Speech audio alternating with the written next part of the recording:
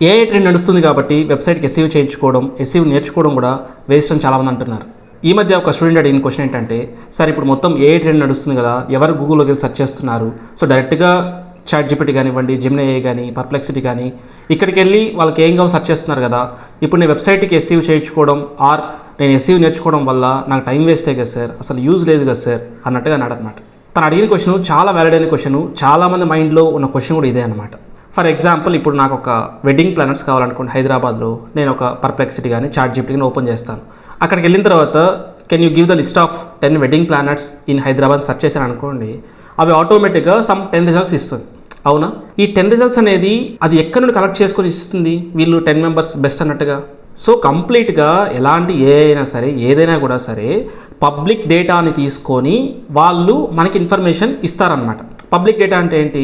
For example మన website కానివ్వండి, are మన ప్రొఫైల్ ఇన్స్టాగ్రామ్లో సమ్ అదర్ ప్లాట్ఫామ్స్లో మన ప్రొఫైల్ ఉండడం కానీ, సో వీటి దగ్గర నుండి డేటాని కలెక్ట్ చేసుకొని ఆ డేటాని మొత్తం వాళ్ళు స్టోర్ చేసుకుంటారు. స్టోర్ చేసుకొని మనం ఎప్పుడైతే సెర్చ్ చేస్తామో అప్పుడు ఆ రిలేటెడ్ ఇన్ఫర్మేషన్ ఇస్తారు. ఫర్ ఎగ్జాంపుల్, ఇప్పుడు ఏఐలోనే పీపుల్ సెర్చ్ చేస్తున్నారు అనుకోండి, అక్కడ మీ వెబ్సైట్ రాలేదనుకోండి, ఆర్ మీ కంపెనీ నేమ్ చూపించలేదనుకోండి, ఎవరు లాస్ అవుతారు? మీరే లాస్ అవుతారు. అండ్ వన్ మోర్ థింగ్ ఏంటంటే, ఇది నా పాయింట్ ఆఫ్ వ్యూ, మేబీ తప్పు కూడా అయి ఉండొచ్చు అనమాట.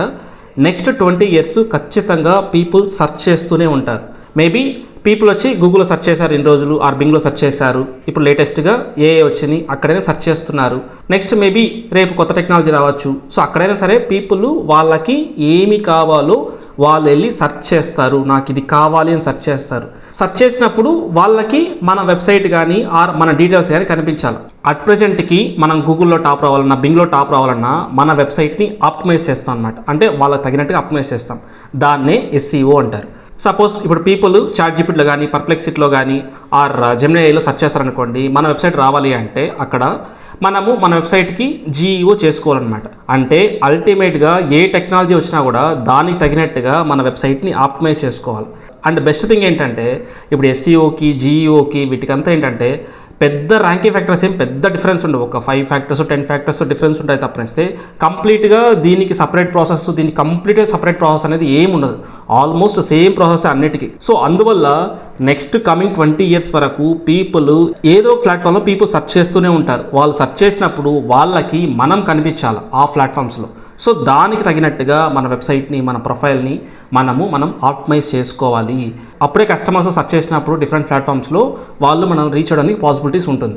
కాబట్టి మీ దగ్గర వెబ్సైట్ ఉంటే ఎస్ఈఓ డెడ్ అయిపోయింది కదా, మనం చేయించుకోవాలా అని ఆలోచించకండి. సో నెక్స్ట్ 20 years ఖచ్చితంగా పీపుల్ ఏదో ఒక ప్లాట్ఫామ్లో సెర్చ్ చేస్తూనే ఉంటారు.